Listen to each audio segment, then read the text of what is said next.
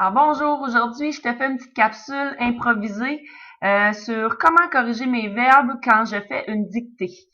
En corrigeant vos dictées la semaine dernière, j'ai remarqué que plusieurs élèves avaient oublié d'accorder leurs verbes. Alors je te montre des petits trucs ce matin qui vont t'aider à bien identifier ton verbe et à bien l'accorder avec son sujet, ce qui pourrait t'éviter plusieurs fautes d'accord de verbe dans ta dictée. Alors, la première chose à faire, c'est de bien identifier ton verbe. Donc, le verbe dans la phrase des marques corporelles mérite une intervention. Pour identifier notre verbe, on sait qu'on doit placer ne, on doit encadrer notre verbe par ne pas. Donc, notre verbe conjugué, si je pense que c'est marque, parce que je pense que marque, c'est le verbe marquer, alors je place ne pas devant le mot marque. Et je redis ma phrase dès le début. Dès ne marque pas corporel mérite une intervention. Comme je lis ma phrase et que je vois que ma phrase n'a pas de sens, c'est impossible que marque soit mon verbe. Alors, j'essaie autre chose. Peut-être mérite. Des marques corporelles ne méritent pas une intervention. Alors, en lisant ma phrase, je trouve que ça a beaucoup plus de sens. Donc, le verbe conjugué dans la phrase, c'est mérite. Ce verbe-là, comment je vais l'accorder? Je vais effacer mon NT parce que j'ai aucune idée comment l'accorder. Je dois trouver le sujet. Le verbe s'accorde toujours avec son sujet. Pour trouver le sujet, je dois l'encadrer de c'est qui ou ce sont qui. Ou encore, je me demande dans la phrase de qui ou de quoi l'on parle. Donc, on parle, selon moi, des marques corporelles. Je peux l'encadrer par ce sont des marques corporelles qui.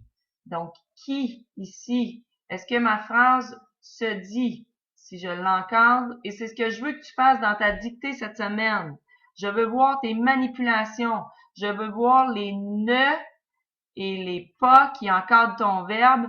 Et si je les vois, je vais continuer à te donner des points bonus. Mais je veux les voir, sinon je te donne pas de points bonus cette semaine. Donc, force-toi pour éviter d'avoir des erreurs de verbe.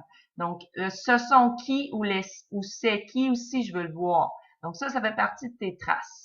Donc, ce sont des marques corporelles qui méritent ou ne méritent pas une intervention, ça se dit bien.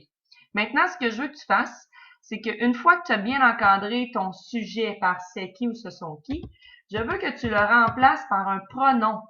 Par quel pronom je pourrais remplacer des marques corporelles? Donc, entre je, tu, il, nous, vous, il ou elle encore, je peux remplacer mon sujet des marques corporelles. En passant, des marques corporelles, c'est un groupe du nom qui est ici sujet, qu'on a vu la semaine dernière.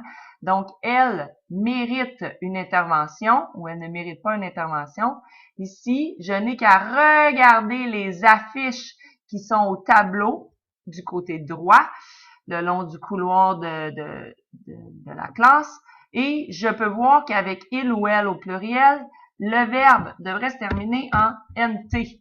Donc ici, tu n'as plus de raison de faire d'erreur de verbe. Je veux te voir l'identifier en l'encadrant de ne pas et trouver son sujet en l'encadrant de ce sont ou c'est qui.